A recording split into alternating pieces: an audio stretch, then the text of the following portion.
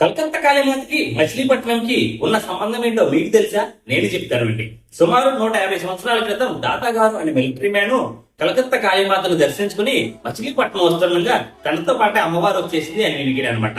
ఆ సమయంలో అమ్మవారు మచిలీపట్నంలోని ఈడేపల్లి సెంటర్ 8 రోడ్ల సెంటర్ లో అమ్మవారు దిగింది అని అక్కడ ప్రజలు అంటూ ఉంటారనమాట. అయితే అప్పటి నుంచి అమ్మవారు ఎన్నో పూజలు పునస్కారాలు అందుకుంటూ ఉన్నారనమాట.